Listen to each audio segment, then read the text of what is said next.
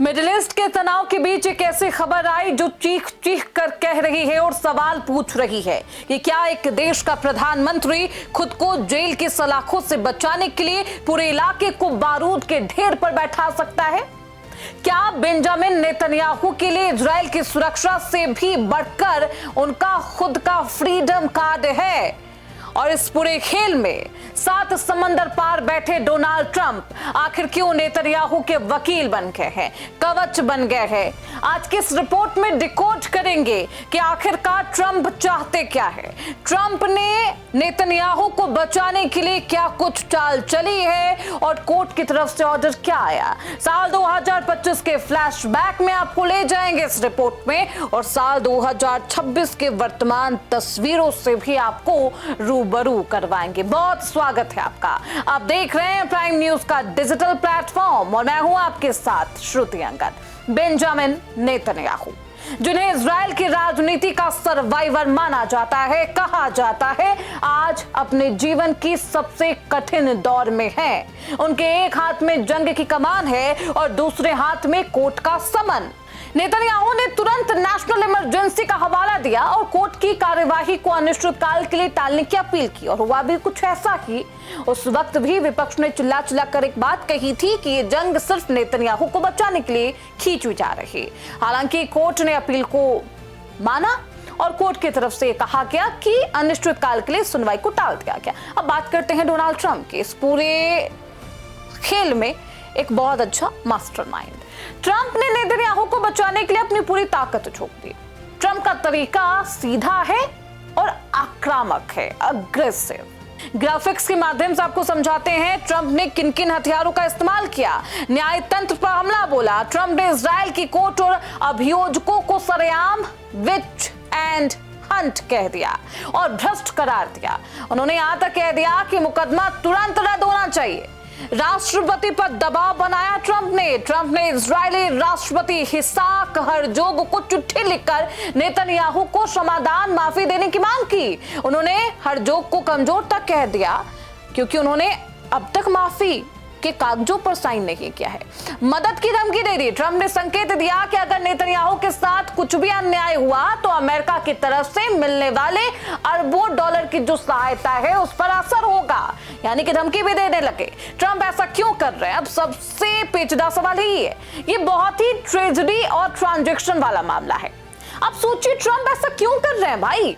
ये बहुत ही ट्रेजेडी और ट्रांजैक्शन वाला मामला है। आप पूछ रहे होंगे कि ट्रंप को क्या मिलेगा? राजनीति में कोई भी किसी को बिना मतलब के कवच बनकर नहीं बचाता। ट्रंप को नेतन्याहू को जेल जाने से बचाने के पीछे कोई एक वजह नहीं बल्कि पूरा एक पावर गेम है। आइए इस सीधे और साफ शब्दों में आपको समझाते हैं कि ट्रंप को इस दोस्ती से और नेतन्याहू को जेल में जाने से बचाने के लिए वो क्यों इतने हथियार इस्तेमाल कर रहे हैं, उनको क्या मिलने वाला है। ग्राफिक्स आपकी स्क्रीन पर। पहला, मिडिल ईस्ट का किंग मेकर बनने का मौका मिलेगा। ट्रंप चाहते हैं कि मिडिल ईस्ट में उनकी एक धाक जमी रहे। उन्होंने अपने पिछले कार्यकाल में अब्राहम समझौता कराया था जिससे इजराइल और अरब देशों के बीच रिश्ते सुधरे थे और ट्रंप का सपना है कि 2026 में वो इसका विस्तार करे, सऊदी अरब को भी इसमें शामिल कर ले। खैर, फायदा इसके लिए उन्हें इजराइल में एक ऐसा नेता चाहिए जो उनके इशारों पर काम करे और बहुत सख्त भी हो। नेतन्याहू इसमें बहुत सटीक बैठते हैं।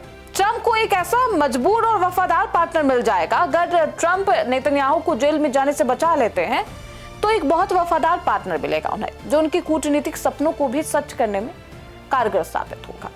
दूसरा, ईरान के खिलाफ फ्रंटलाइन वॉरियर। ट्रंप की विदेश नीति का सबसे अहम दुश्मन ईरान है। ट्रंप चाहते हैं कि ईरान न्यूक्लियर एनरिचमेंट का जो कार्यक्रम है वो पूरी तरह खत्म हो और एक एहसान जो कभी भी नेतन्याहू नहीं भूलेंगे, इसके लिए वो काम करते रहेंगे। ट्रंप एक बिजनेस माइंडसेट वाले इंसान है। वो नेतन्याहू को एक हथियार की तरह इस्तेमाल करना चाहते हैं और एहसान के तले दबाना चाहते हैं और बार बार उनका इस्तेमाल करना चाहते हैं ईरान के खिलाफ। भविष्य में अगर ट्रंप को गाजा में अपनी शर्तों पर शांति समझौता करना हो या इजराइल से अपनी पसंद की कोई जमीन पर फैसला लेना हो तो नेतन्याहू उनके एहसान तले दब जाएंगे और उनके आगे झुक जाएंगे। इसी वजह से नेतन्याहू को सपोर्ट कर रहे हैं, समर्थन दे रहे हैं। ट्रंप बाबू। खैर, अब कोर्ट का नया फैसला क्या आया? अपने फ्लैशबैक में आपने देखी है तमाम तस्वीरें जब कोर्ट ने अपना फैसला टाला। कोर्ट ने कहा कि अनिश्चितकाल के लिए इस सुनवाई को टाल दिया जाता। बात करते आज के हालात की। 2026 में एक बार फिर नेतन्याहू की गवाही का वक्त आया। उम्मीद थी कि इस बार कानून अपना काम करेगा, लेकिन कल ही इजरायली कोर्ट की तरफ से एक चौंकाने वाला फैसला आया। कोर्ट ने नेतन्याहू की गवाही को एक बार फिर पोस्टपोन कर दिया है, स्थगित कर दिया है। इस बार दलील दी गई सुरक्षा संबंधी विशिष्ट चिंताओं की। देखिए, इजराइल के प्रधानमंत्री नेतन्याहू की तरफ से लगातार ये अपील की जा रही थी कि अभी ईरान और इजराइल के बीच संघर्ष की स्थिति है, ऐसे में सुनवाई करना सही नहीं होगा और नेतन्याहू गवाही के लिए कोर्ट रूम में नहीं आ सकते। इस फैसले में आग का घी डालने का काम किया जाएगा और इस पूरे मामले पर कोर्ट की तरफ से इसे टाल तो दिया गया है। आलोचक इस पूरे मामले पर कह रहे थे कि यह इजरायली न्यायतंत्र की हार है। नेतन्याहू ने एक बार फिर जंग के पीछे छिपकर कोर्ट को चकमा दे दिया है।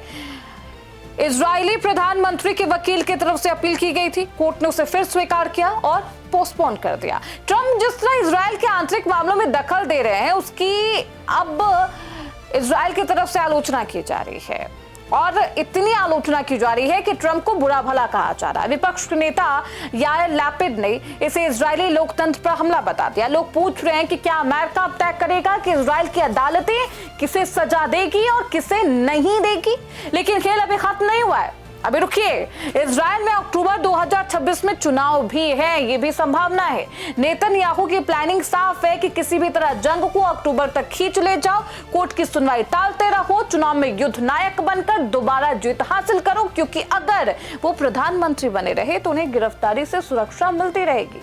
लेकिन इस बार उनके सामने एक नई चुनौती है। वो चुनौती है फॉर्मर प्राइम मिनिस्टर इजराइल के नफ्ताली बेनेट और यायर लैपिड ने एक साथ हाथ मिलाया, महागठबंधन बनाया। इजराइल की जनता अब दो हिस्सों में, एक वो जो नेतन्याहू को रक्षक मानती है, दूसरी वो जो मानते हैं कि ये शख्स अपनी आजादी के लिए हजारों मासूमों की जान ले रहा, देश का भविष्य दांव पर रख रहा।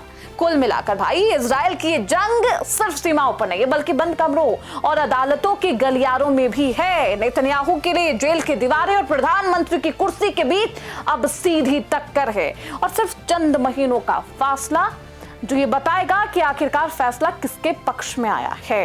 क्या नेतन्याहू सफल रहेंगे? क्या नेतन्याहू को आने वाले महीनों में आप यूं मान लीजिए कि अक्टूबर के बाद उन्हें जेल हो जाएगी? ये तमाम ऐसे सवाल है जो मिडिल ईस्ट में उठने लगे हैं इस पूरे फैसले के आने के बाद।